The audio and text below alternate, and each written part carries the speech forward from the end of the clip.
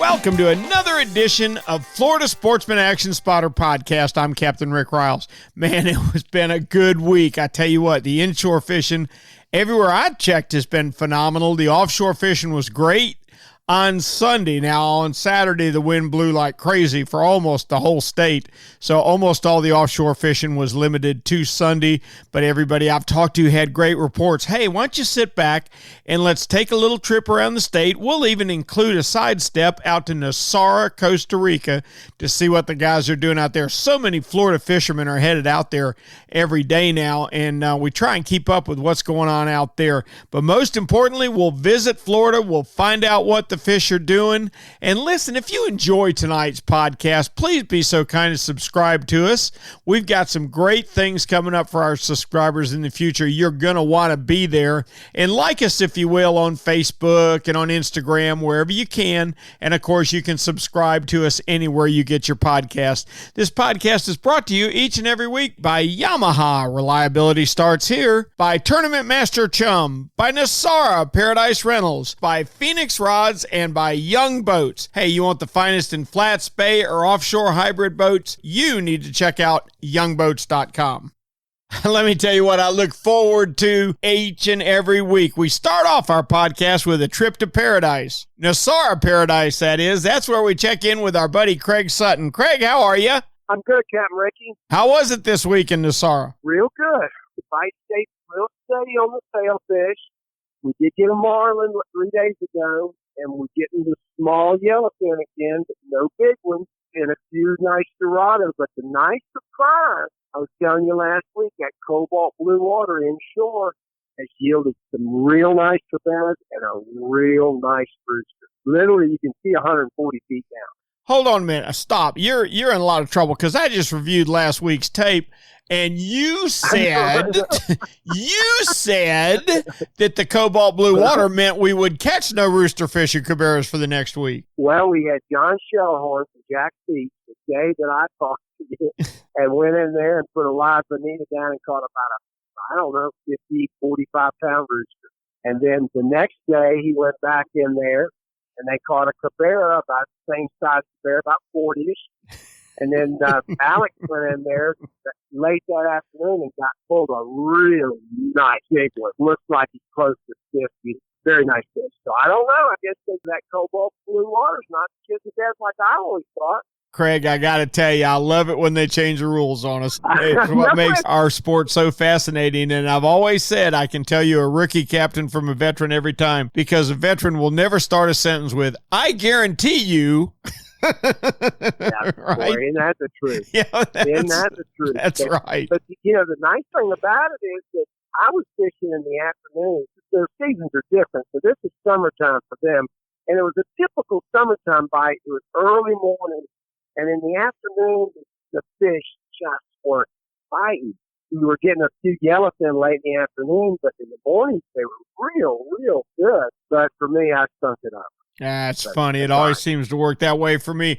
Craigie, as always, we appreciate it so much. Tell people how they can book a trip to Nosara Paradise Rentals. They can get me, Craig, at fishingnosara.com, or they can call me at 904-591-2161, Ricky. Great report, buddy. We look forward to talking to you next week. Yes, sir. My goodness. They've got some sailfish fishing going on over there. They've also got rooster fish. They had big cabera snapper. A great report. Now we're going to start with home. We're going to Northeast Florida and talk with Captain David Voorhees. David, how are you? Hey, Ricky, I'm doing fine, buddy. Just getting off the water. Had a pretty good day of fishing. Breezy, wasn't it? It was very breezy. It's been breezy, but I tell you what, I understood you went offshore this past weekend. You got a little report for me or something? Yeah, David, I got to tell you, there was a window from 9 o'clock yesterday morning until maybe 9 o'clock this morning where the ocean was calm. We had a 24-hour period, and unfortunately for me, I left at 6:30, so I spent the first 2 hours getting bounced around a little bit yesterday. But then we got up around the Elton Bottom. First off, catching a limit of sea bass inshore was easy. We fished in the EF area, and I'm happy to report that we're still having a banner sea bass season inshore. But we got up around the Elton Bottom, and the Elton Bottom gave us a limit of beeliners and a handful of triggers, a decent cobia. We didn't do as well on triggers as I hoped, but buddy, let me tell you what, there were some Wahoo boats out yesterday. The Northeast Florida Wahoo Shootout is going on. There was a 111 and a 97 caught yesterday. I know you the 90s. You got to be kidding me. No, wow, sir.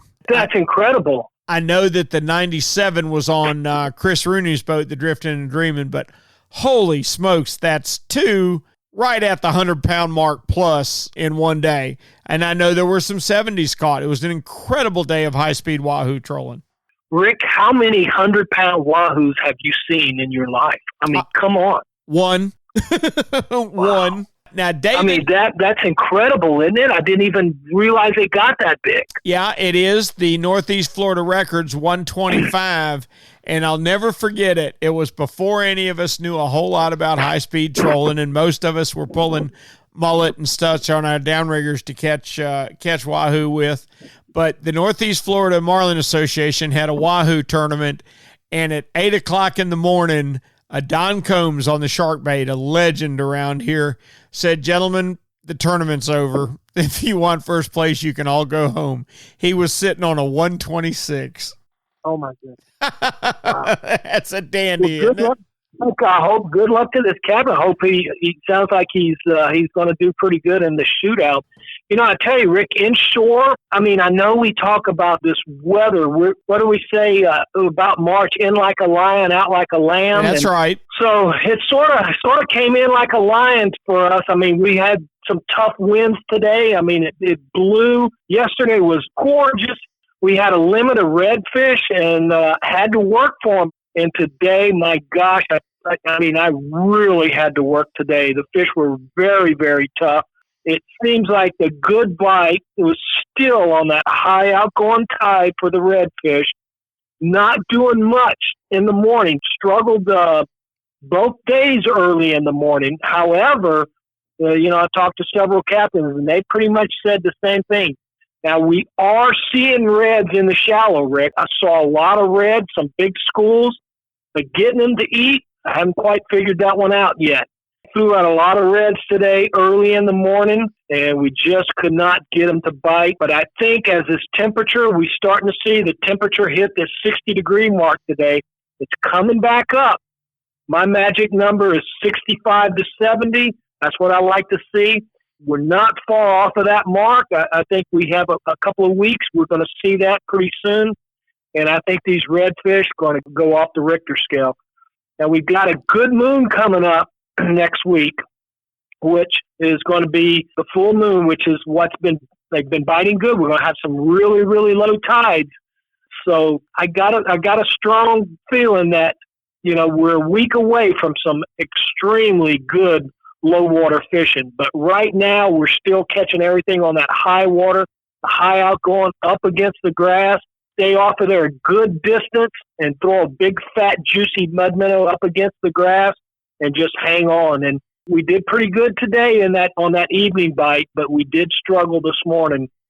Now the trout bite has been sort of real sketchy on the trout bite. Talked with Tony, and he's like me. He loves that 65, 70 degree temperature, and he thinks we're a little early, but God, we're so close. We're going to start seeing things show up here really soon. Got a report on some black drum in Simpsons Creek. A good number of black drums have been in Simpsons Creek. Guys are using cut dead shrimp for those, and they're finding them in the deep holes, wherever you can find a deep hole in Simpsons Creek. Now, a lot of people say, well, what's deep? In some of these back creeks, sometimes deep is 6, 7 feet deep. That's all you have to do. But usually when you find these black drum this time of year, they'll be bunched up. When you find one, stick around, keep fishing. You're going to find a lot more. They tend to want that shrimp. They're not minnow eaters. So, pick you up a bag of shrimp, have you some live mud minnows, and you can pretty much have a pretty good day of red drum and black drum. A few flounder this week too, Rick. I was really surprised, and I'm starting to see some better size. We had a real nice flounder today that went close to 3 pounds. I'd like to say, yeah, we're in the springtime, but the way these fish acted today, they're still in their winter mode. They don't know it's springtime, but we're not far away. One of my clients today asked me, well, what time of the year do I like? And I said, well, it all depends on that water temperature. And the magic number is 65 to 70. When we get in that water temperature, you're going to hear some great reports from fishermen inshore, backcountry, and on these mud flats and stuff like that. I think it's going to be a great year this year for the reds. We can't say enough about how good the red fishing is in Northeast Florida, but every year we say, God, it's some of the best we've ever seen. I'm keeping my fingers crossed. I think it's going to be great this year. Yeah, David, in my short career of fishing inshore tournaments, it seemed to me like March and April were the magic times for big trout when we get the big spawning females.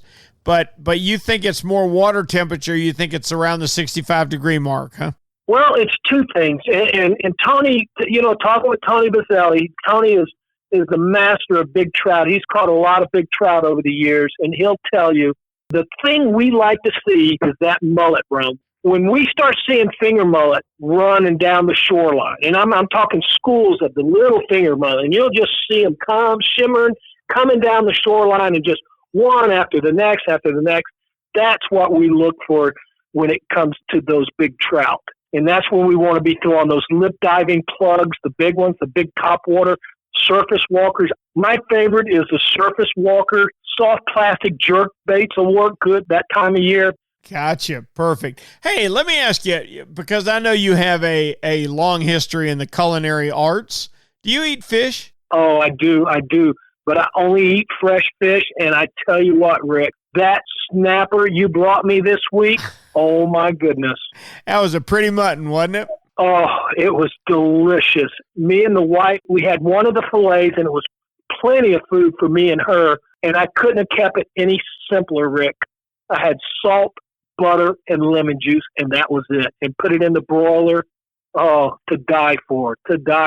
Oh, buddy, I'm so glad you enjoyed it. That sounds like a heck of a recipe. Next time I bring you Mutton Snapper, I'm staying for dinner. Thank you, David. We appreciate it as always. All right, Rick. We'll see you next week in tight lines, everybody. Now we're going to cruise on down, 150 miles or so and stop in with our East Central reporter, Jim Ross. Jim, how we doing? Doing good, Rick. Doing good. How about you? Good deal. Did you guys have a flat call motion yesterday on Sunday? No, we had an ocean, but it had a little bit of a bump on it still here. But the guys and gals did get out, and there was some fish caught. Actually, I talked with Captain Glenn Austin. He was fishing out of Sebastian yesterday, and he said that he did see some cobia. Mm-hmm. They were all swimming southward, which was kind of interesting. We had a little bit of a north fetch to our wind yesterday. And then later in the afternoon, it switched around to the east, and the fish went down. He did not see anything after about the 1 o'clock time period. And he said it kind of got dumpy for his ride back in at about 3. He did manage to catch lots and lots and lots of red snapper and quite a few sharks while he was out there fishing. Anywhere from about 65 to 90-foot reefs and wreck structures from the Sebastian Inlet north up to about the Melbourne Inlet, or up to about Melbourne Beach. Okay, well, I'm glad to see them there, but please be so kind as to turn them around. Yeah, we don't need them all the way down in Miami just yet. No, next stop is Jacksonville. Next stop is Jacksonville, and they can stay there a while. We don't need them heading to Miami. Those boys have got enough fish. Yep. What else is going on? Some small dolphins being caught out there as well. Not a whole lot, but a few. Still outside of that 150-foot mark, it seems like they're just not coming inside of there. The water's still a little bit turbid. I talked with a couple of guys that were doing some shark fishing as well on our beach from Ponce Inlet down to the tip of the Cape. A little cold. That water temperature is still about 62 to 64 degrees. But once you get south of the Cape, the sharks get a little better. So the guys that are fishing in the bite have been doing fairly decent on some of those sharks this particular week. Still using chunk bonita, any kind of chunk bait. If they can get a chunk of anything, ladyfish, even some big mullet. There's big, not the silver mullet, but there's big black mullets, those big striped mullets. They've been chunking those things up and using those and doing pretty good with them. You know why they work, Jim? I have no idea. Because they stink. Well, yes, they do. Yeah. You get a mullet that's been in the river too long, especially around Northeast Florida. Whoo, that bad boy stinks. You can tell it in a heartbeat, can't you? Yeah, you can. Yeah, you can. All right. Well, your black drum still biting in the lagoon? No, they've slowed down a little bit. The bridges and Hollywood Canal and places like that had them, 2, 3, 4 straight weeks now, they kind of slowed down, and the fish have scattered around. Our water temperature went from 52 to 54 degrees the other day, last Thursday, Friday. It was all the way up to 66, 67 today. I looked at the 520 bridge, the 528 bridge, and the NASA Causeway bridge today, and I didn't see it amid any of those bridges. Also talked with Captain Richard Bradley. He checked the NASA Causeway as well. It's at a different time of the day than when I was there. He also checked the Max Brewer Bridge and the Railroad Bridge and did not find them there. So it's interesting that they've left some of those deep water structures that they were holding on. Sounds like they're probably going to move back out on the flats. We just haven't found them yet. I also know that the fish that were in the south end of Mosquito Lagoon have moved up to the middle of Mosquito Lagoon. And it's just one of those weeks, everything's kind of moving around with the changing conditions that we've had. We've had as low as 38, 39, 40 degrees, and we've had as high as today. It's gotten all the way up to probably 78 to 80 by noontime, and by this afternoon, it's probably up to 82 or so. So the water temperature is fluctuating a lot. I was also talking with Captain Justin Ambrosio out of Sebastian yesterday, and he was saying that all of the pompano that he had been finding down around Vero in those backwater cuts and flats, he said all of those fish left, and he couldn't find any of them. So the most consistent thing right now still seems to be the trout bite has been solid for a week, and we're getting decent-sized trout. Most of those fish are still holding on the edges of those coral islands, and also anywhere where you have residential canals or any kind of a deeper water channel going into a protected piece of land. And then when it comes back out to the main river system, that's where you're going to find a lot of those fish just kind of sitting around those peripheries, either on the drop-off or maybe up on top of quote-unquote flat. But it's going to be a flat that is basically about 3 to 4 feet deep. You can actually, the water's clean enough, you can actually look around. If you're casting parallel with those channel edges and things, and you're not getting them in the channel edges, look just up on those tops, those 3 to 4 foot flats up on top of the, where you've got 5 or 6 or 7 feet of water they're coming out of and getting up on top of it. So that seems to be the main pattern that we found with the trout this whole week. Snook bite has been slow at the inlet. Big redfish bite's been pretty good still, especially down at the Sebastian Inlet. Guys are using pilchards and croakers down there as well, especially in the daytime. Other than that, though, we've had a little bit of a shakeup. It just seems like everything seems to be moving this week.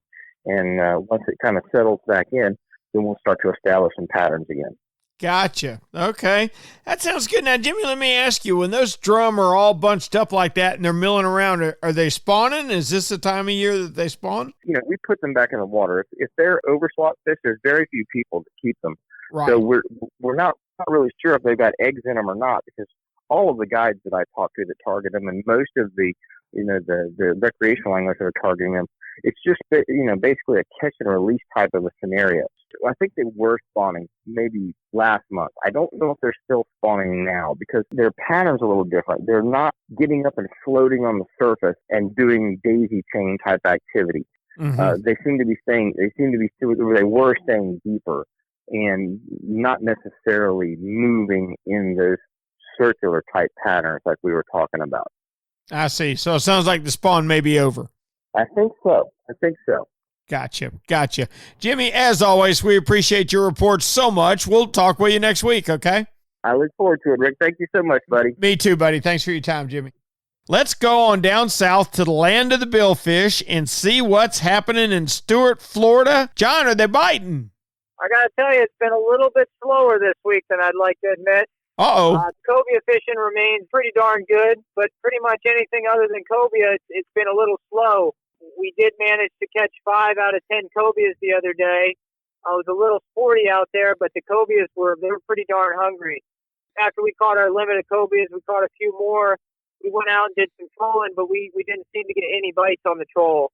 I have heard of a few guys catching a few sailfish here and there, a lot of bigger kingfish, and a few mahi, but it seems like the trolling's been a little bit slower this week. Man, that is a bit of a surprise. It's the time for them to be doing it, but they're just not getting with it yet, huh? I think maybe next week or the following week after we get this windy week of weather, I think we're going to have some really good mahi fishing, probably catch a bunch of sailfish, a lot of kingfish, and the cobia fishing should remain pretty darn good for another month or 2 months, I would think. Buddy, I'm going to tell you, that was a fine cobia. You sent me a picture from your charter the other day when you had 5. Yeah. That's a really, really strong day. Now, were those fish on the beach, on the rays, or were they off on a wreck? We caught those out on the 6 Mile Reef. We were drifting and then anchored, and we were fishing live greenies with the 9-0 circle hook. So we did lose a few to the sharks.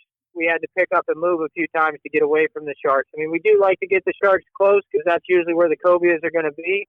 But you have to be careful because you don't want the sharks right behind your boat, so all you're doing is feeding cobias to sharks the whole trip.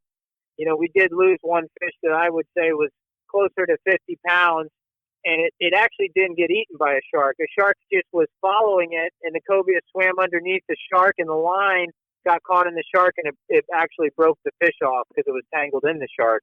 Once again, we are creating an imbalance in the ocean by protecting all of the ridgeback sharks. And yesterday we were offshore bottom fishing, and obviously we were catching red snapper, but every time you'd hook a big snapper, there was a big old bull shark that was just staying under the boat, and you'd get him up to a certain level, and that bull shark would take him. I'm just not sure we're doing the right thing protecting all of them, John, because once they start eating everything that we hook, that's not good either. Yeah, they're just going to get bigger and bigger, and they're going to become more and more plentiful. So it just means you're going to have to use heavier and heavier tackle if you want to get them in the boat. I guess. I've watched some of the boats down in Stewart. I get to spend a lot of time down there filming the television show Best Boat. And I've watched some of the boats lose cobia after cobia to sharks, and it just breaks my heart because nobody wins in that scenario. Yeah, we're using Penn 850s with 80-pound braid and 80-pound test, and we were still losing a few to the sharks. Yeah, that's a shame. All right, what are you hearing from inshore in your area?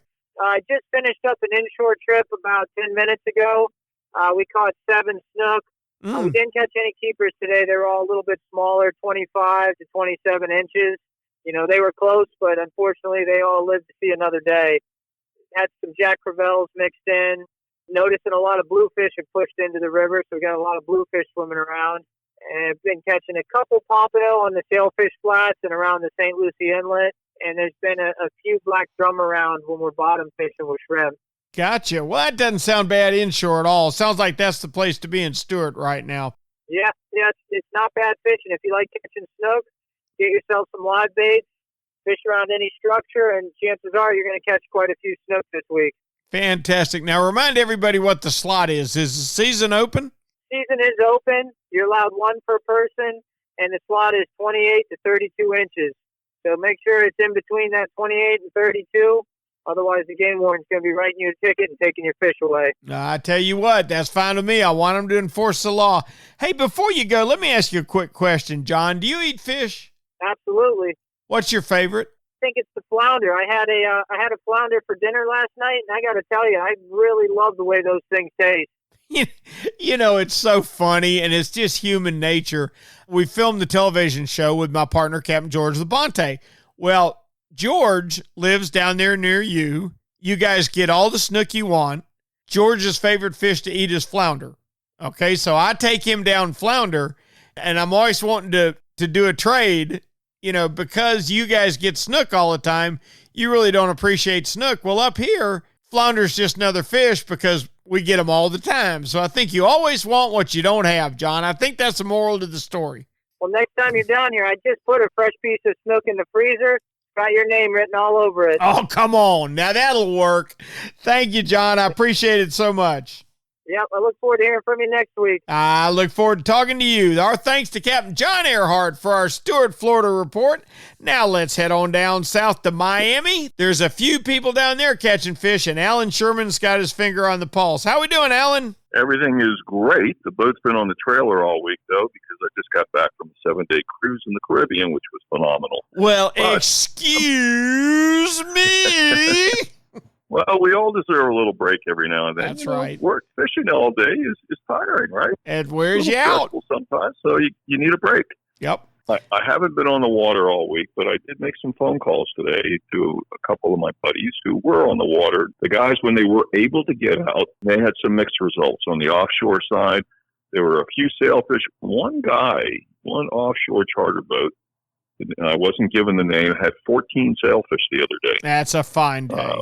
The captain that told me that said he must have put in a lot of hours because the guy I talked to, told me that he hadn't had a lot of action with sailfish. But you know how sailfishing is. If you hit a pod, you might have 4 hookups in a row. Yep. So it's good to know that they were around for a bit, and hopefully we're going to keep seeing more and more.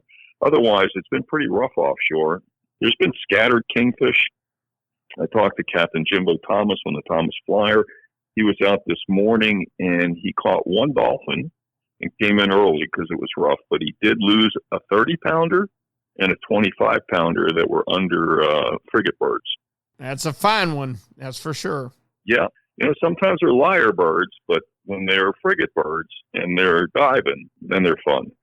I got to tell you, Alan, that is my favorite bird by far when it comes to fishing. I love tuna birds too, but you're right about the fact that a frigate bird can't lie. When he's diving, and the way it's been explained to me is he's not following bait fish. He is following predators, waiting for them to drive the bait fish up all the way to the surface or out of the surface in the case of flying fish, because he can't dive like other birds. He can't get wet. Exactly. You're exactly right. When you see that bird way the heck up in the air, and even better, if a second or third one joins them, you got something going there. That's what every offshore person is looking for, those frigate birds diving. Besides the sailfish, besides the few dolphin that are around, there's been a few kingfish, and then the grouper fishing, catch and release still, has been pretty good over the artificial reefs. Closer to the beach, there's been some 4 to 7 pound Spanish mackerel offshore, and the guys are finding them in 40 feet to the beach, and they're eating live baits. The guys are anchoring and chumming with pilchards and bringing them right to the boat. Going into the ocean inlets, there's been a pretty decent shrimp run that took place this past week, and that sparked a good snook and tarpon bite in the ocean inlets, mostly at night, but those fish have also been there in the late afternoons and early mornings. Coming into the bay, there's scattered mackerel, scattered bluefish, juvenile kingfish, jack crevalles, and because they're so scattered, the way to get them is to troll some Rapala X-Wraps, the number 8s and number 10s. I like to do around 4 knots, a little more than 4 knots, and I tell my guys when they're holding the rods to twitch them a little bit, meaning just to give them a little jerk every 3 or 4 seconds just to make them flash a little more. And that definitely makes them bite better. Another trick is if the water's deep, say over 10 feet or 15 feet, I'll put a half-ounce sinker or a 1-ounce sinker above on a swivel and then have a leader, a long leader, maybe 8-10 feet, and put that X-Wrap behind that, and that'll get that bait much deeper, and often that'll get the strikes as well. Perfect. Other than that, it's been scattered sea trout and just a few snook and tarpon in the bay. Perfect. Hey, I got a question for you before you go.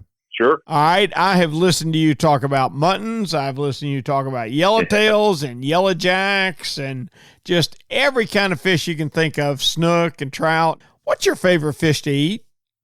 I'm kind of, it's the word I'm trying to think of, particular, because I have so many different fish to choose from, but I do like a good snapper, like a mutton snapper, maybe 4, 5, 6 pounds, something big enough to feed maybe 3 people.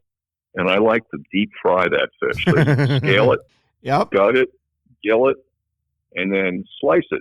Not all the way through the bone, but just, like every 3 inches or so, right from the tail on up, helps it cook a little better. And I throw that into enough vegetable oil or peanut oil so that it covers the whole entire fish. And when that thing fries up nice and crisp, you pull that out, and wow, that is really, really good. To make it even better, you chop up a bunch of onions, put them in a pan with about a half an inch of vinegar, and saute them.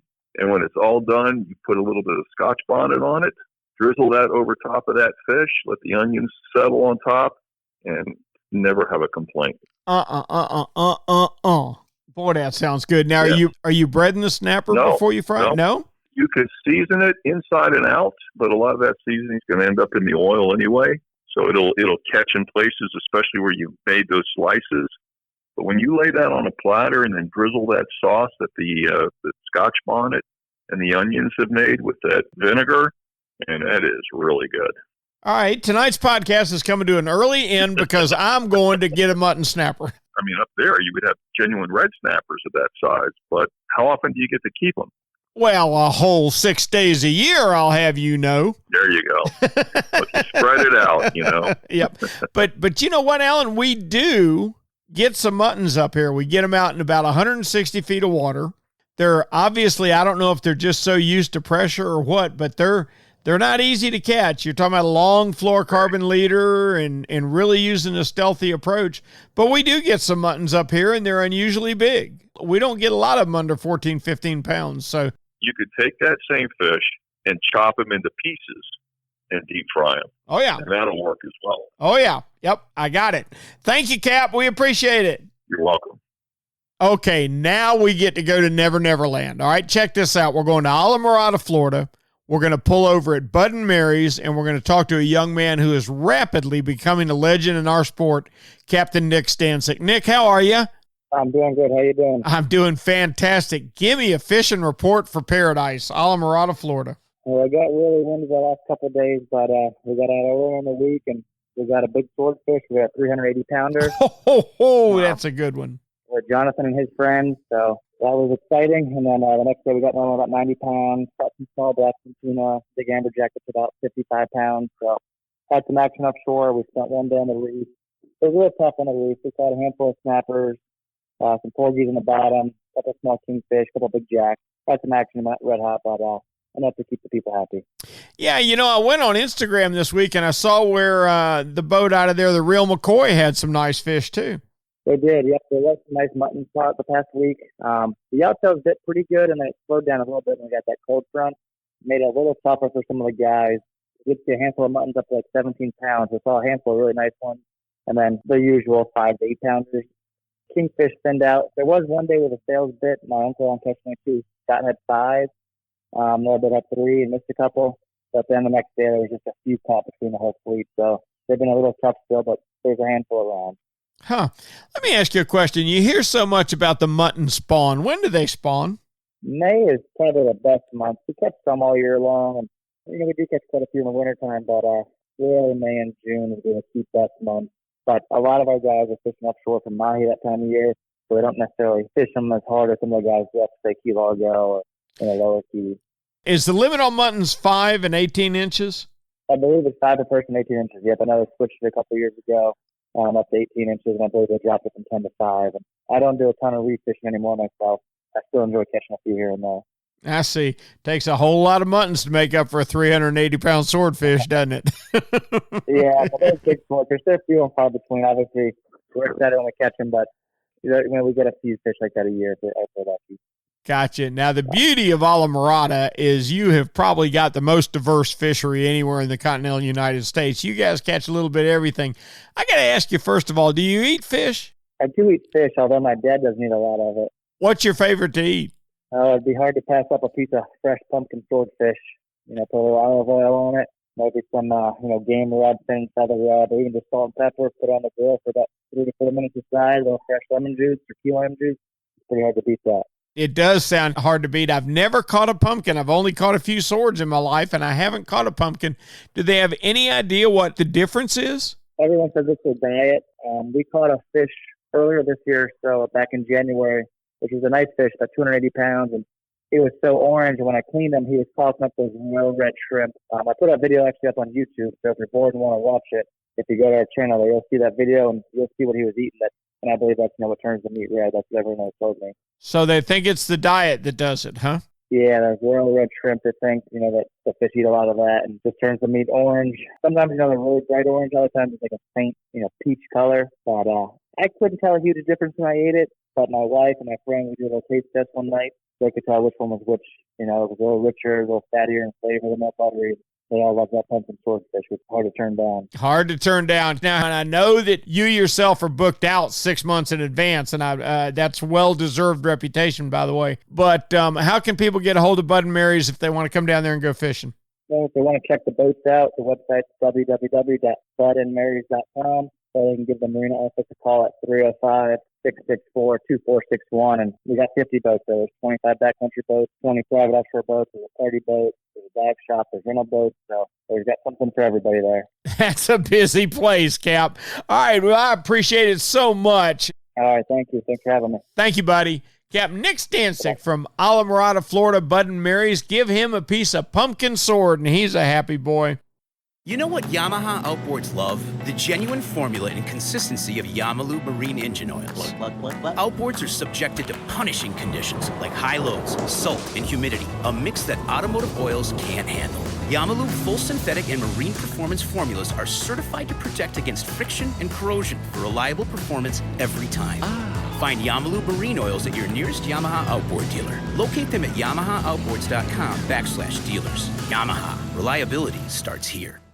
Hey, Raj, being consistent is a mark of a quality product. If you've been Florida's #1 chum for over 10 years, there's got to be a reason. For 10 years, Tournament Master Chum has lived up to its name. That's why more tournament pros insist on Tournament Master than any other chum. It's the only chum with Menhaden milk mixed right in. That means it gets the scent out faster and deeper than any other brand of chum. It comes in a grind size for every species from kingfish to catching bait. Your fishing time is way too precious to use second-rate chum. Bring the action to you by insisting on Tournament Master Chum. It's worth every penny. When you're ready for the finest in custom-made flat spay or inshore-offshore hybrids, you are ready to meet the Young family in Inglis, Florida. For over 21 years, the Young family has built custom boats one at a time for every type of fishing. Nothing can sneak up on a flat quite like the Gulf Shore flats boats, and I've never fished a better hybrid than the Young 24s and 27s. Rob Young is a naval architect who takes tremendous pride in each and every build for each and every customer that wants their boat custom built exactly the way they want it. Is it time for you to move up? Are you ready to own the finest boat built? Then you need to visit the Young Boat facility in Inglis, Florida, or check them out online at youngboats.com. Phoenix Rods offers nearly 400 different models of rods for every species of fish. They're known for their innovative design, the very best components, and proprietary blanks. Phoenix Rods is the choice of passionate fishermen who take their fishing rods seriously. The M1 Inshore series has you covered from snook to redfish to tarpon with 16 different models for your backcountry applications. The Black Diamond East Coast series offers 12 different models for the offshore fishermen, and these were specifically designed for Florida's offshore angler. Check them out today at www.phoenixrods.com or visit your local dealer right here in Florida. Speaking of Florida, our thanks to Nick Stancic for a great report out of the Keys. Now let's move around to the 10,000 Islands and talk into the mayor of each one of those islands, Captain Steve Dahl. How are you, buddy?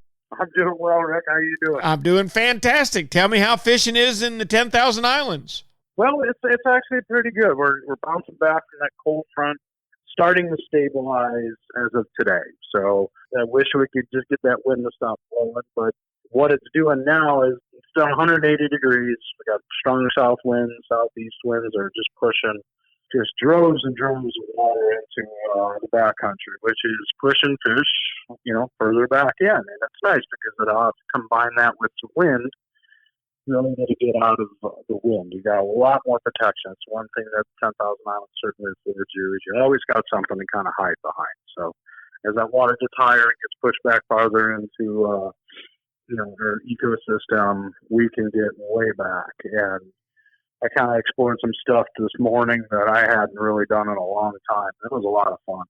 It was a lot of clear water, a lot of sight fishing, some reds kind of all over the place, to be honest. They have all different sizes. We saw a big pot of oversized fish that I haven't seen in a while since the fall, and certainly some small ones. So the red fishing was really good today, all artificial.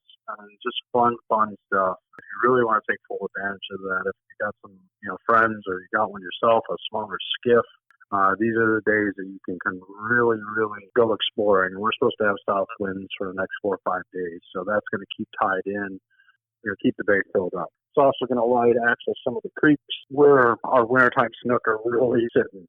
And there's some big girls in there. Finally got some fish over 30 inches today, which was good. And the juvenile tarpon, which is ultimately my very favorite thing to do because I'm getting older and I don't like to reel in the big ones.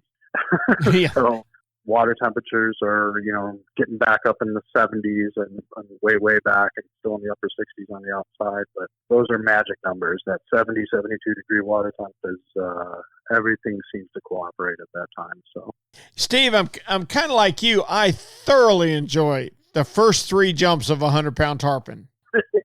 Yeah, I call those bottle of water fish. Eat a bottle of water after you reel those in. Ain't a big bottle of water. There ain't no doubt about that. What have you heard from offshore, Steve? Well, obviously with the blow, it's been hindering a lot of guys getting out, that's for sure.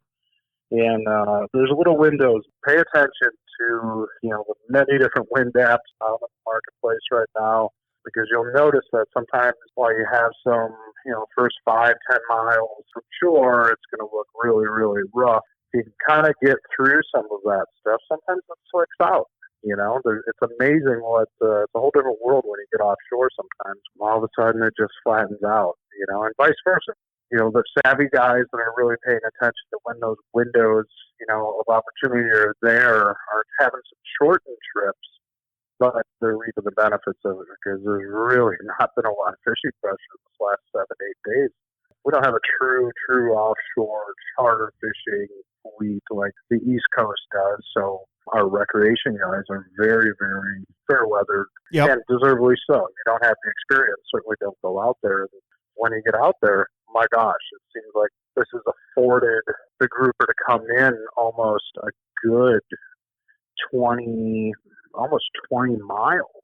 We're finding really good grouper fishing now over at the 30 mile mark. Got a report from some guys that just did exceptionally well on reds. Can't keep gags, but they caught just as many of those as well. They're like 27, 26 mile mark, just due outside of Naples and Marco. So, snapper fishing's been just bananas. Tons of yellowtail. I feel, some of the pictures I'm looking at, I feel like I'm down in the Keys. I mean, it's good. You just have to pick those windows. Rick, maybe you have a little bit more knowledge on, maybe what's some of the best stuff to kind of predict those winds offshore versus, at the dock. Steve, we complain about the Weather Service all the time, but lifers like you and I, we can remember when they really missed it badly pretty often. And for me, I follow the Windfinder app religiously, and I follow buoy weather.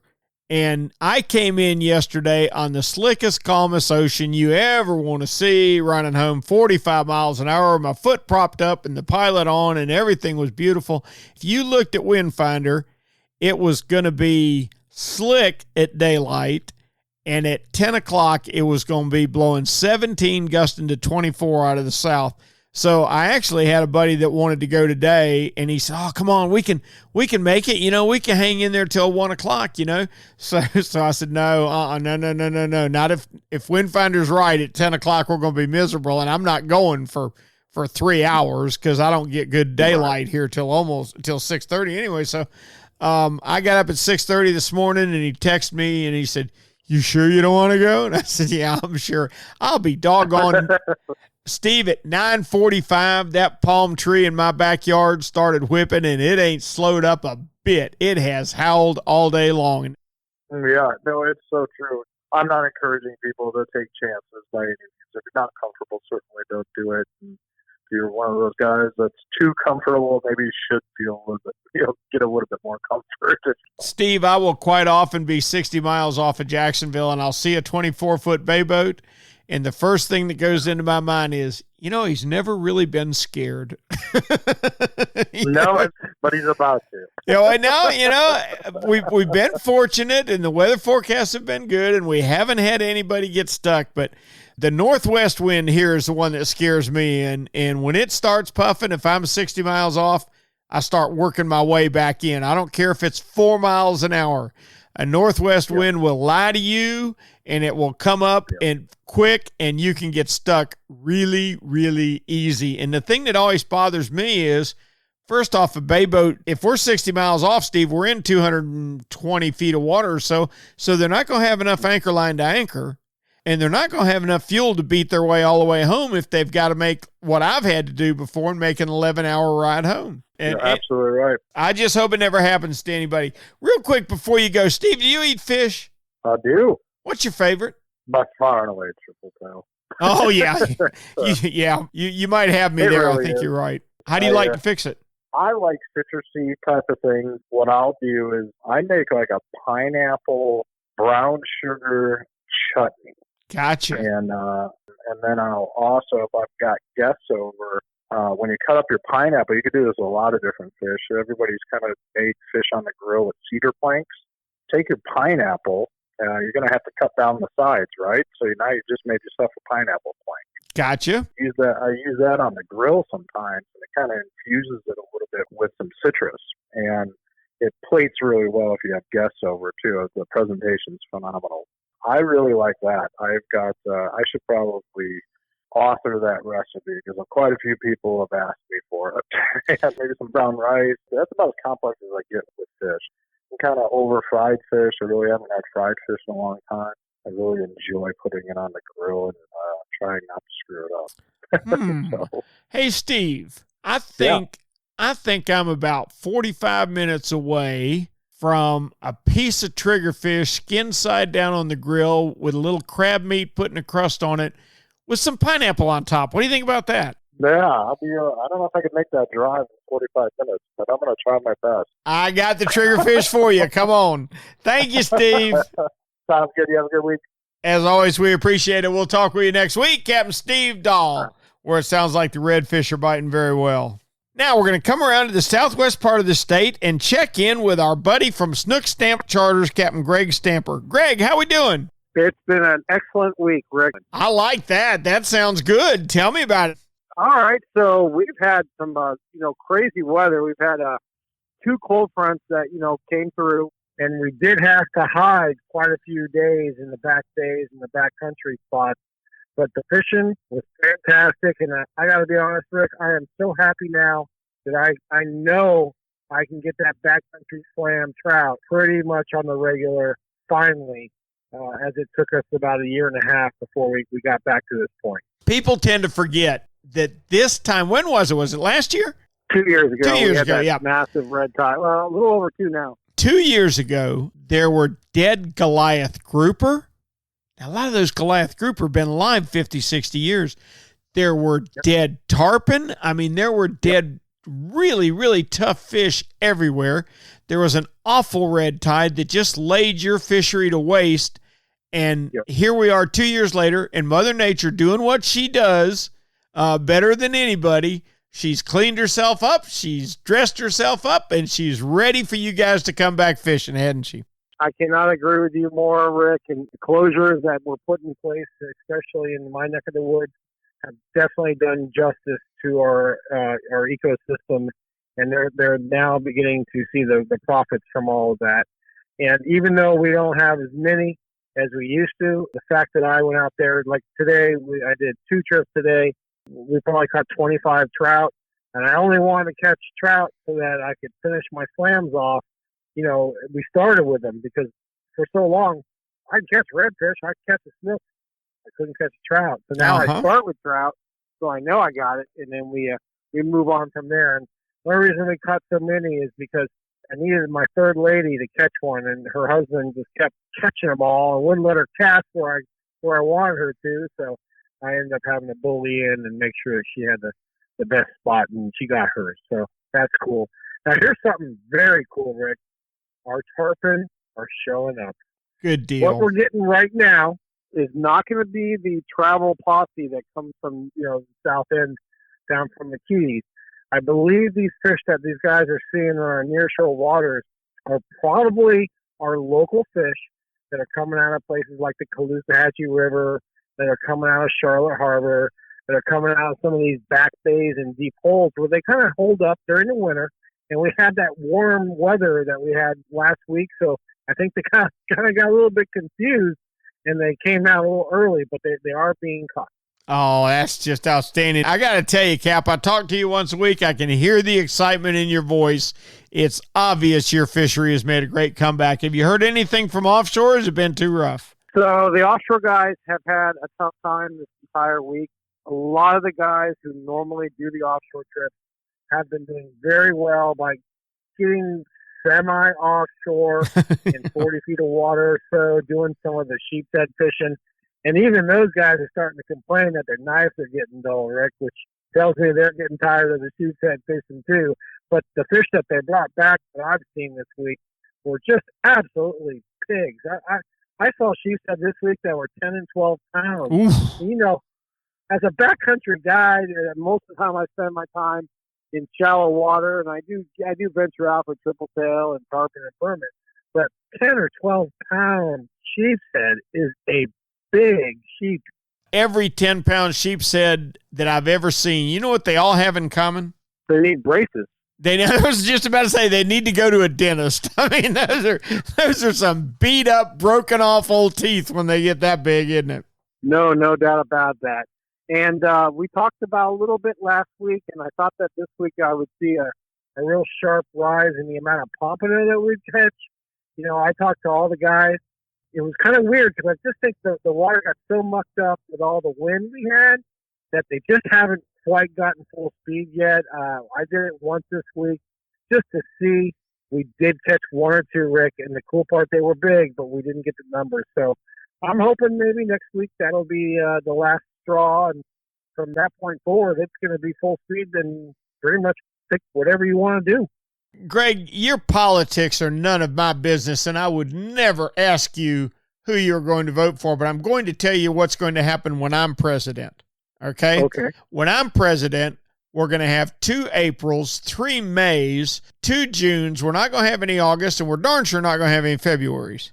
I'm going to go ahead and vote for you right now, Rick. When are you doing this? That's it. I don't want any more Februarys. I'm glad February's gone. It can stay gone. And I'm not crazy about the first 2 weeks of March. I'm ready for the end of it to get here, and let's do some serious fishing. As always, we appreciate you so much, Greg. Tell people how they can get a hold of you if they want to go fishing on Snook Stamp Charters. That's easy. You can hit me up at snookstampcharters.com. That's probably the quickest way. You can throw me an email, and I can get back to you whenever. And if you do call me, and it's this time of the year, believe me, I'm on the water. Just leave me a message, and I'll start looking through my tide book and see what will be best for you. You got it. Thank you, Greg. All right, tight lines, Rick. Now let's motor up I-75 for a while until we run smack dab into Captain Ray Markham. Ray, how we doing? We're awesome. We're awesome. It's been a long week. Buddy, I tell you what, it has blown today. I don't know about where you are, but it was a straight 25 at my house. I was glad I was at the dock. Well, I wish I had put some mousse or something in my hair because it's about to blow right off my head down here. Ray, that's not a problem I can relate to. Yeah, buddy. Well, the fishing's been halfway decent. We're looking at springtime here, and they haven't even sprung yet. A little bit of everything. If you want to call it a potpourri, that's what we got. We got snook, we got trout, we got redfish, we got mangrove snapper, we got flounder, we got Spanish mackerel, bluefish, and all the other good stuff like the jacks, the ladyfish, and the lizardfish. Quality lizardfish, mind you.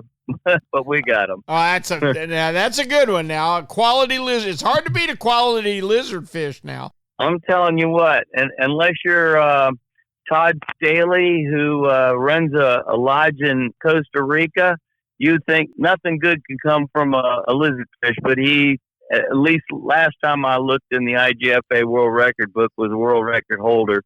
And I whaled on his record about 3 times over the course of about 2 or 3 weeks and just shattered his record by half again bigger fish. I sent him pictures and an email and told him I promised I wouldn't contact IGFA to submit my record. Well, it's funny you mentioned that. I know I've shown you over the years a picture of the 8-something pound toadfish I caught. And, God, yeah. Yep. And I sent you a picture recently of a puffer that I caught. So I have to think I'm telling you are the man. I am the man. Now, if we're talking puffers and toadfish, I am Holden, brother. I'm telling you. I got to tell you a real quick story about some puffers. I had a guy come down fish me from Richmond, Virginia several times, and his girlfriend loved puffers. I mean, to eat them. Really? And yeah, And he apparently knew how to clean them. He said, you got to clean them just right. Otherwise, you hit some kind of little thing in there and all the poison comes out and all that kind of good stuff. But I guess it makes your tongue tingle and whatever else. I'm not even getting into that. Go ahead. I ain't going there either. When they told me the Asian folks love those for some kind of reason, I'm going like, okay, I don't need any of that stuff. So I'm not going there. So anyway, we got, for whatever reason, I don't know if Mark Nichols' puffer farm was working overtime, but we caught over 100 puffers one day. And I think we toasted probably close to 200 soft plastic baits. And I told Mark, hey, dude, you need to let those things go somewhere where I'm not fishing because you're paying for my lures. and he just kind of laughed. He says, that's all right. That's all right.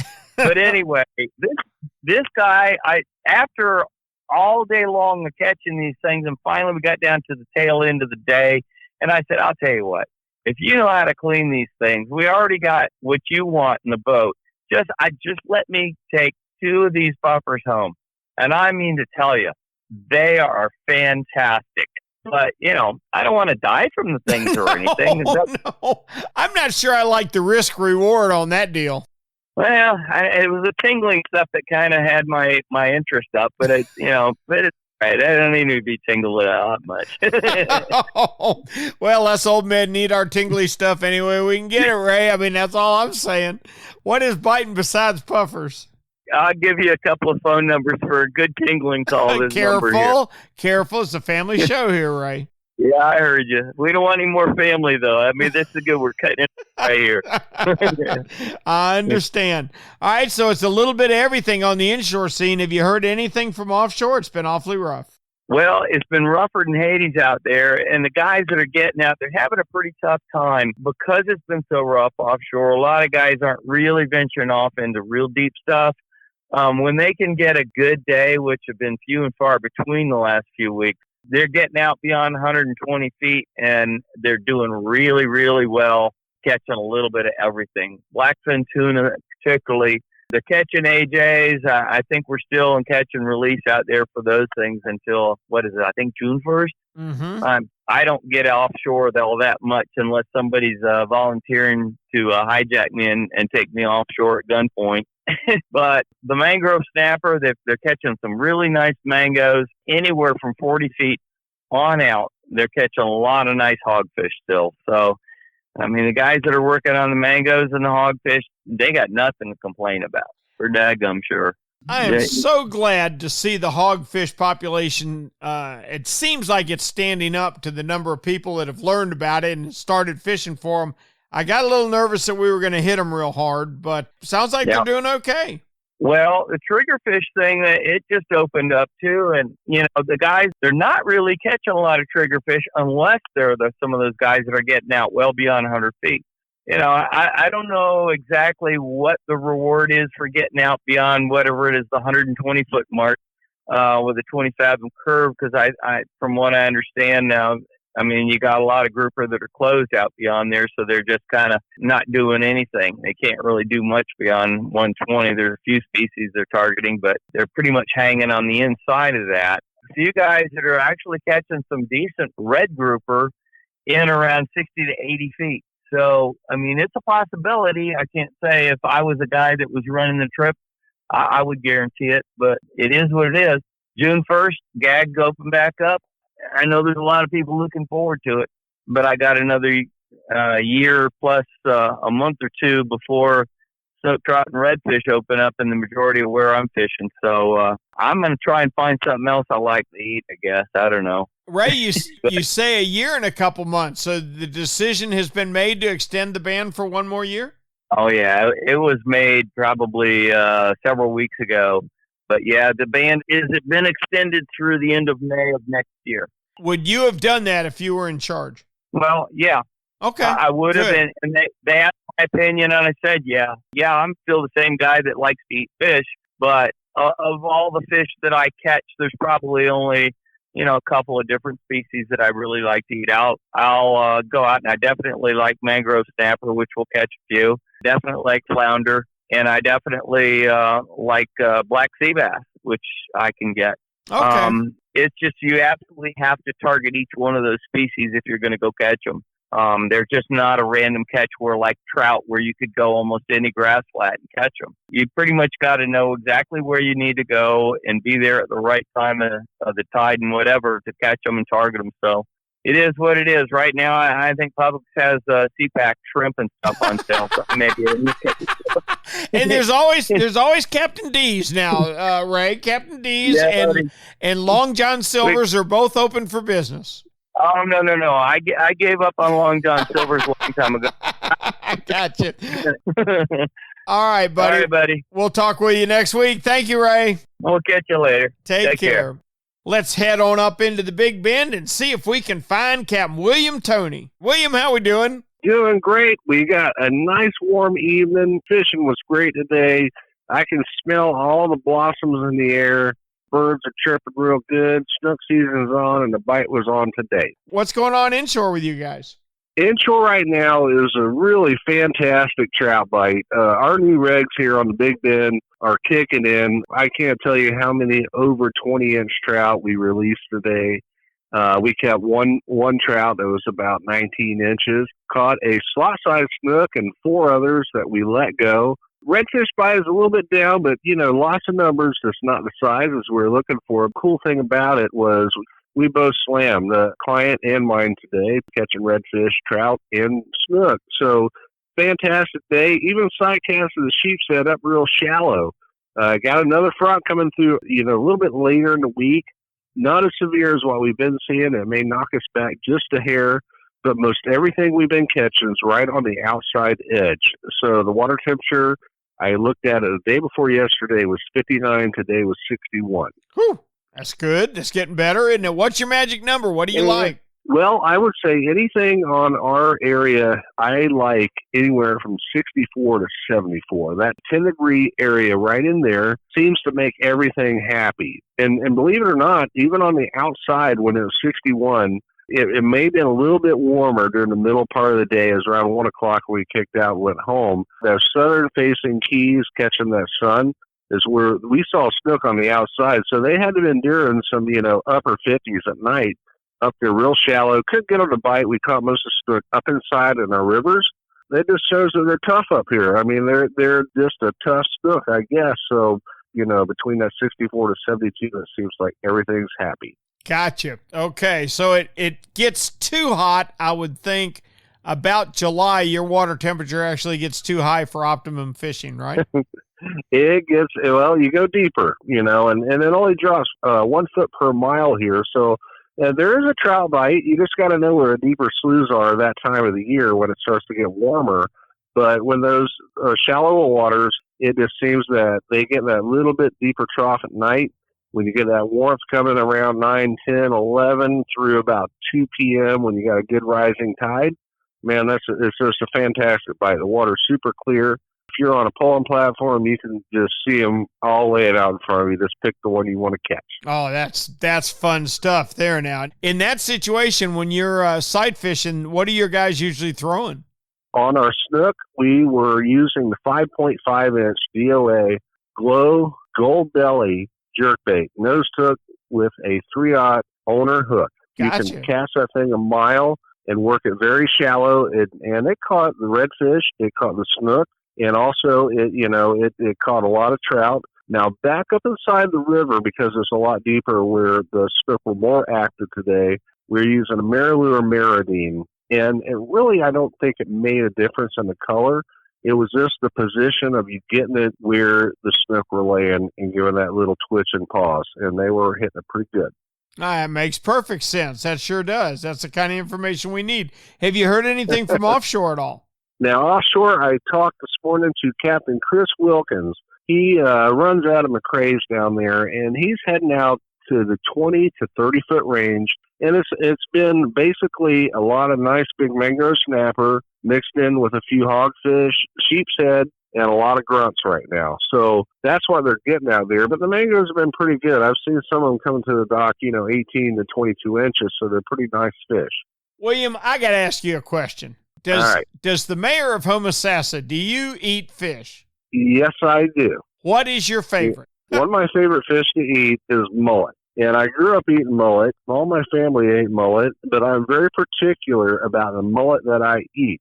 And the mullet I eat have to come from the St. Martin's Keys, right out here off Citrus County, in the real clean Gulf waters. It's crystal clear. Their systems are clean. They are very tasty. Got the same omega-3s as a salmon, so they're good for you. So I've been eating them since I was a little kid. If you couldn't eat mullet in Homosassa, you starved to death. Hey, I can believe that. I can tell you that the muddy St. Johns River, if you eat the mullet, you are starving to death. I've heard that story a lot. A little bit different over here on the west side. Now, on my shore lunches, which is very popular in my family's homemade guava jelly, I serve mostly trout. We get a trout per angler on board the boat, and that's what I cook up on the island. And I sure enjoy the fried trout, no problem. They're really good, you know. And I've heard stories too. People say, well, they're full of worms or this and that, but you know, the ones here on the Big Bend are very clean fish. You know, that cold water like we have right now, just the best white fillet that you could ever imagine, especially cooked up fresh right out there on the island. Oh, I still want so bad to do that. We're going to have to. I know we do. What time of year do the mullet come through there where you like them? Pretty much year-round here, okay. But in the fall, starting September through early November, around the full moons is when the mullet run here on our coast. And what they do, they gather up in the rivers. And traditionally, when they do, around those fronts, right around the new moon and full moons, going into November, December, they'll go out in the river, and you can see them just jumping in masses. One time I got to witness a school of mullet out there doing their thing out in, it was 10 to 12 foot of water, crystal clear, probably an acre-sized ball of mullet going clockwise, letting all the milk, letting all the eggs loose. You could just see it. It was just the most phenomenal thing. It was so clear that day, you could see the ripple on the surface for a mile. And they were surrounded by bull sharks, and the bull sharks would just come right through them and get them mouthfuls at a time, but they were too busy doing their thing to even care. And then, you know, after that spawn happens and they come back in around New Year's and first part of the year, they're all rode out is what we call it. They're real skinny, and they've done their thing, and they're back inshore milling around the Keys, and the cycle begins again where they, you know, get fat all summer long and get ready to do their thing back in the fall. And what a great story. I want to ask you if you can relate to this at all, okay? Almost everybody has more money than me. Nobody has seen what I've seen. I can relate to that. Just like I described, you know, seeing mullet actually spawning, not a lot of people have. That's I mean, right. You can't buy it. You cannot buy it. You have to be there. There's many things out here in Florida in our woods and out there fishing and all on our coast and all. You got to be there to do it. And like I tell people who say, well, what are you going to catch today? I said, well, let's get out there and find out. I tell you what, I have seen a broken-hearted bottlenose dolphin carrying her stillborn calf on her snoot, trying to get it to swim. Yep, I mean, I've seen that. Yep. Isn't that something? Just the stuff we get to see. Yeah, that was a sad sight. I watched it too. It was about a 3-day long deal. Every day she was out there trying to keep that thing, you know. And so you got to be there, man. You got to be there. Yep. The stuff I have seen. You know that Pacific Northwest commercial with the big whale clearing the water like it does and throwing that big pet fin and landing? Right. Yes. I have seen that. I saw one do it 7 times within 100 yards of my boat. I mean, cool. I mean, just the coolest stuff. I have had a great white clear the water within 1.5 feet of my boat as it took a snapper off the line that we were trying to unhook. Cool. Buddy, it's the stuff we get to see as fishermen that are just irreplaceable, isn't it? Absolutely. You know, and like you had mentioned, if you had all the money in the world, you couldn't buy it. That's right. You have to be there. You know, sometimes it happens so fast, you have to sit there and gather it in your thoughts and realize what you just witnessed. And we're talking about this. I was pulling my boat one day, and the sun was, everything was right, and there's a piece of shoreline, had anglers in the bow, and we're kind of going, but it was getting late in the afternoon. And I saw a fish coming down the shoreline, and we have real dark orange bottom down in Chazawiska. And this fish come up there, and all of a sudden, when it turned, it was like someone took a mirror in a parking lot. And you could see the reflection off of it. the way the sun was hitting, and it was a, you know, a 30 something inch snook. And this one, it turned and it made that shine in the water. I'll never forget it. I haven't seen one do it since, but it was just the coolest thing. And like this embeds in your memory. Yep. We got in a tuna blitz one time offshore, and the mate couldn't keep up. So I called the owner of the boat up into the tower, and I went downstairs to help the mate. And when the owner of the boat came back down, he said, "Cap, you don't know it, but this boat just paid for itself." He said, "The stuff I've seen up here in the last 30 minutes," he said, "Oh yeah, it's a great life." Captain William, we always appreciate your report so much. I look forward to talking to you next week. You too, Rick, buddy. Have a great week. You too. Enjoy your mullet. Our thanks to William Toney for a great Big Bend report. His favorite fish to eat is mullet. Let me tell you, folks, on the East Coast, that's an abomination is what that is. Let's pull into Northwest Florida as we start to exit the state and talk with our buddy, Captain Kevin Lanier from KC Sport Fishing. Good morning, Captain Kevin. Good morning, Captain Rick. How are we doing today? I'm doing fine. How's everything with KC Sport Fishing? Everything's great. Spent the weekend at the Panama City Boat Show. Met lots of people. Got to talk to some of our listeners and just had a great time showing off the Wildcat. Just talking fishing. Other than fishing, I enjoy that pretty much more than anything else. I understand perfectly. One of the reasons I look forward to this podcast every week is I get to talk to the 11 best fishermen in the state. Tell me what's been going on in the Northwest. Much going on offshore, or has it just been too rough? Just been too rough. Did have some guys get out for the opening of Triggerfish season, which I know that's quite comical when I actually say it out loud. They were able to pick up a few. But most of us have been trying to keep everything tied down so it won't blow away, and it's gotten really frustrating because we know there's fish out there. You know as well as I do this time of year, if you can get out there, you're going to catch fish. It's just a matter of finding your day. Yep, I understand. This time of year, like we always say, you have to check the weather once an hour. In the summertime, you have to check it once a week. Well, if the guys can't get offshore, that means they got to be inshore fishing. What are they catching? They are picking up some keeper redfish. Flounder bite is pretty good. The guys are picking up with them on jigs and, some shrimp. So there are fish to be caught. All of us are just kind of excited, waiting on the weather to get better. There were some Spanish mackerel that showed up early. If you can get them from the beach, you're getting them right now. There were a few pompano that were caught this past week, which is always an indication that things are about to pick up. So, it does give you reason to be excited, but, you fight through that frustration of having to watch the waves offshore. Yeah, you're right. We got reasons to be excited. One of the reasons is we don't live in Minnesota this time of year. That's a good reason for me. I like being warm, even if it is breezy. Absolutely. Kevin, let me ask you a question. Do you eat fish? Oh, every chance I get. What's your favorite? Grouper, no question. Grouper, all right. Cooked how?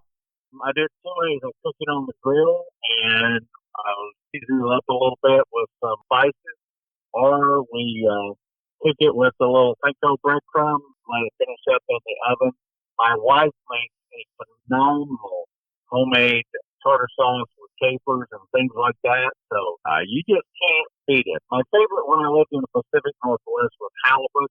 And I would put halibut grouper on the same plate and just be a very happy man if I had that opportunity. I'll eat a halibut on you, Kevin Lanier. I'll tell you right now, I had a great experience. I went up to Kodiak Island. Yeah. My daughter's friend that was taking me halibut fishing whipped out these two old, golly, it looked like 1960s party boat double dropper rigs that were like 300-pound test, and the droppers were like 8 inches long. And we go and we catch the most beautiful live herring you've ever seen, and he cuts them into chunks, and I couldn't help myself. I'm a lousy customer. I mean, I'm a lousy passenger. Passenger is what I should say. But I said, Todd, you ever think about leaving those herring live? You've got a live well and making about a 6-foot leader out of 100-pound mono, and letting that herring swim around on the bottom a little bit, that halibut pouncing him? He said, no. He said, let's talk about that on the way home. You can explain it to me. And I said, okay. So we anchor up, and we drop down those two double rigs, and one of them bends all the way over to the gunnel, and it's a 96, and the other one, the other rod has a 74 on it, and then we catch a matching pair of 50s.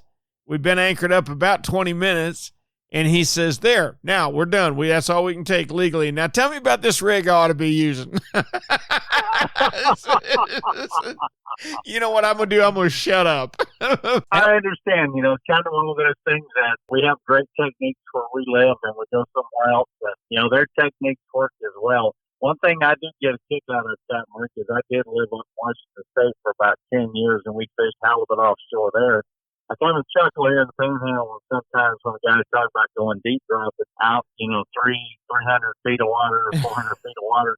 We fish halibut off the coast of Washington in between 650 and 750 feet of water. So that's my idea of deep dropping for sure. Now, when you were deep dropping, you weren't hand cranking, were you? I did hand crank the first couple of years, but as we get older, we're supposed to get wiser. And I did get a little bit wiser, so we did get a few electric. In fact, when I was running my charters out there, I'd have guys that wanted to bring their own gear. I knew we told anybody ahead of time that we had electric grills on the boat. So they'd get on the boat, and, they'd bring out their gear and everything like that. And I'd bring out the electric grills from the cabin. And I said, well, you want them to use those? We're going to use these. And they go, nope, we're going to use those.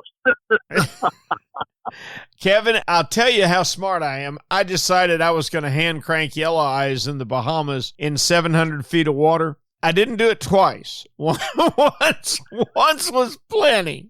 Oh, I understand that. If you got it twice, it made me wonder about your mental state at that point. Well, that's for sure. Kevin, we can't thank you enough for our report in the Northwest. Tell us how people can get a hold of KC Charters.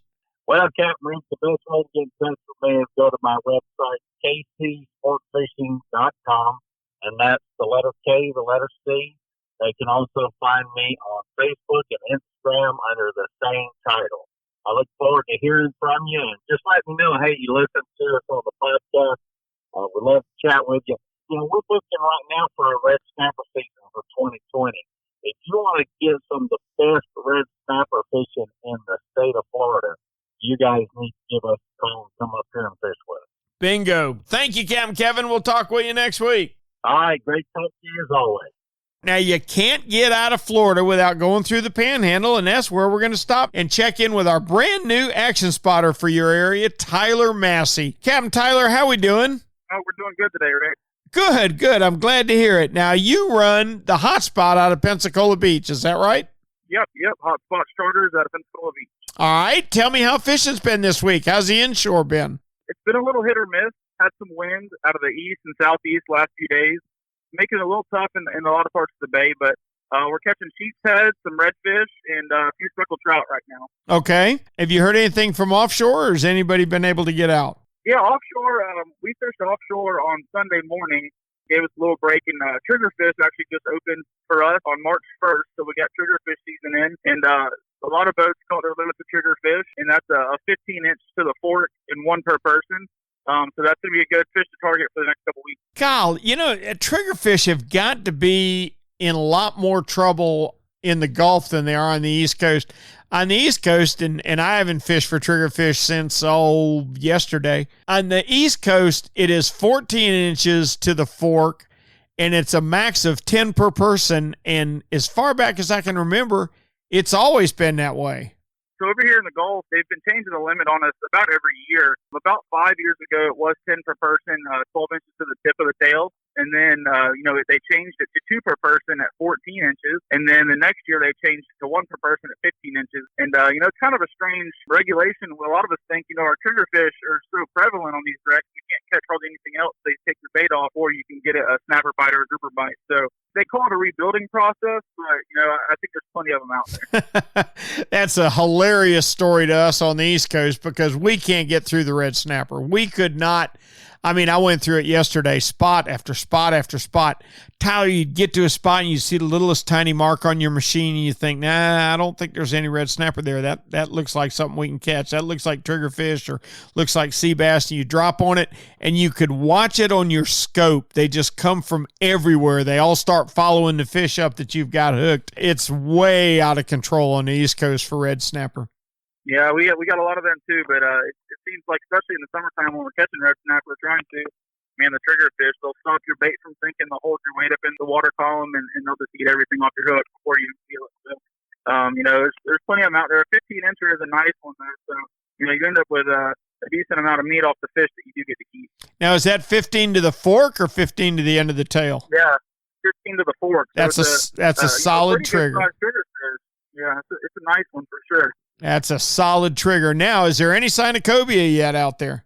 No, not yet. The guys are itching. Water temperature's getting close to right. They look for that 68-degree water. I think it's going to be a couple more weeks. They may catch one if someone tries the next week or two, but I think before I go looking for them, it's going to be probably another 2 or 3 weeks. Perfect. Tyler, I can't thank you enough, and welcome to the Florida Sportsman Action Spotter podcast, son. We're glad to have you in Hotspot Charters. Well, I appreciate having me on, and looking forward to talking to you next week. I'll talk to you next week, Tyler. Tyler, along with all of our action spotters, is brought to you each and every week by Yamaha. Reliability starts here. By Tournament Master Chum. By Phoenix Rods. By Nosara Paradise Fishing. And by Young Boats. You want the best in flat, spay, and offshore hybrid boats? You want youngboats.com. It's been a great trip around the state tonight. We got some good reports and some reports of kind of slow fishing. Up in Northeast Florida, the giant Wahoo up to 111 pounds. That's a monster. A 97 for a kicker. The high-speed boats doing very well. You get down in the East Central, Jim said it's been rough. The offshore fishing's been mostly sharks, a handful of small mahi, and his drum have broken up a little bit. Down in the Southeast, the cobia are there. You looking for cobia central right now? It is Stuart, Florida. Captain Alan Sherman reported pretty good fishing, especially on tarpon, because the shrimp run has begun for him. Great to talk to Captain Nick Stancic down in Alamorada. Boy, Nick said they're doing very well. He had a 380-pound swordfish this week. They're doing great on Mutton Snapper. Always good fish in Alamorada. Over in the 10,000 Islands, that's where our buddy Steve Dahl said that the redfish have broken up a little bit. They're not as easy as they were. He was living life large there for a while, and now for him it's gotten a little tougher, but no sign of tough fishing for Greg Stamper. He said that the red tide nightmare from 2 years ago is completely gone. He is counting on catching grand slams with trout again. Ray Markham said that they're going to keep the fishing closed over there for trout, reds, and snook for another year while it rebuilds. He supports that measure and says that mangrove snapper, flounder, and an occasional sea bass will more than make up his dinner plate.